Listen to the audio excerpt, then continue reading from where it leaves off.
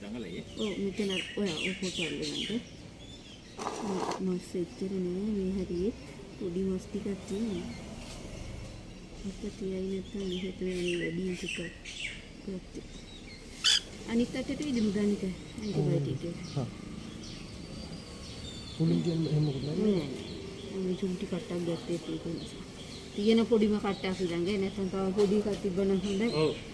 කුරුල්ලෝ ගේන්නේ නැහැ නේද කුකුල උනවත් තමයි. ඒ විදිහට මල්ල ගන්නවා.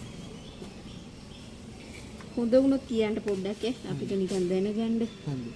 කොහෙද ඔයගොල්ලෝ? මම උඩිස්පතින්. හරි හරි ඉවරයි පුතා ඉවරයි.